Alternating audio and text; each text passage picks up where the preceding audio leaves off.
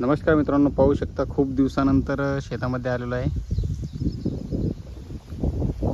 तर शेतामध्ये सोयाबीन, तूर आणि ती पलीकडे आपली हळद आहे। हळद सुद्धा पाहू आपण। पहिले सोयाबीन पाहून घेऊ।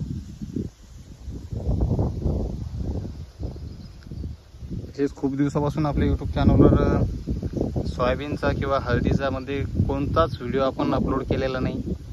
तर आज शेतामध्ये आलेलो आहे, तर म्हटलं चला खूप दिवस झाले व्हिडिओ सुद्धा अपलोड केला नाही। आणि सोयाबीन सुद्धा कशी काय आपल्या यूट्यूबवर आपले जे काही सबस्क्रायबर्स आहेत त्यांना सोयाबीनची कंडिशन दाखवून द्यावं, कारण पाणी हा पूर्ण भागामध्ये खूपच जास्त चालू आहे। ज्यांचे शेत नदीच्या काठी आहे त्यांचे शेत तर पूर्णपणे सोयाबीन वाहून गेलेले आहे। सोयाबीन, हळद आणि तुरी सुद्धा उगवायला सुरुवात झालेली आहे। तर पाहू शकता ही आपली सोयाबीन आहे 9305। हिला कशा काय शेंगा वगैरे लागलेल्या आहेत। तर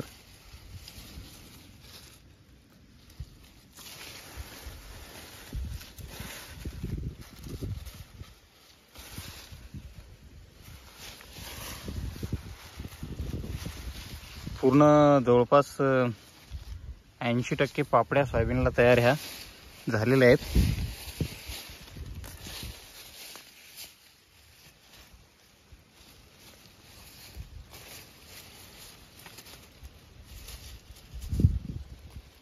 हे बघा इथे पूर्णपणे दिसून जातं।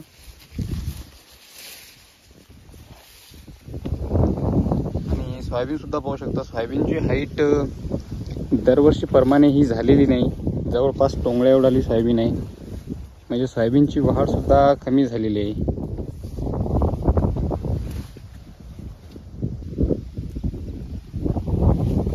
आपण आतापर्यंत या सोयाबीनला एकच फवारणी केलेली आहे कीटकनाशकची, आणि एक तणनाशकची केलेली आहे। तर आपल्याला दुसरी फवारणी करायची होती, पण पाऊस हा सतत चालू असल्यामुळे आपल्याला फवारणी ही करताच आली नाही। आता पाऊस उघडलेला आहे, म्हणजे ज्या टायमाला आपल्याला शेतामध्ये पूर्णपणे पंप घेऊन हिंडता येईल अजून 2-3 दिवसानंतर, त्या टाइमला आपल्याला सोयाबीनला दुसरी फवारणी सुद्धा करून घ्यायची आहे।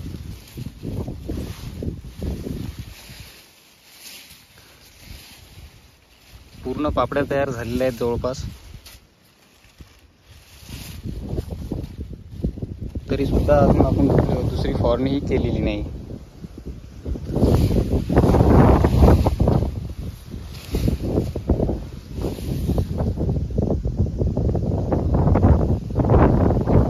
तर भेटूया लवकरच शेतामध्ये जेव्हा आपण दुसरी फवारणी करायला येणार आहे त्यावेळेस, आणि दुसऱ्या फवारणीसाठी कोणते औषध आपण वापरणार आहे ते सुद्धा, म्हणजे मी जे औषध वापरणार आहे ते औषध सुद्धा तुम्हाला दाखवून देईल।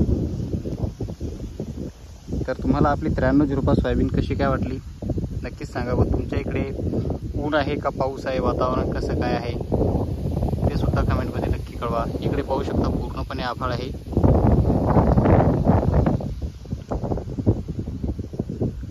आणि ऊन सुद्धा पडलेलं आहे। जवळपास 10 दिवसानंतर असं ऊन पडलेलं आहे।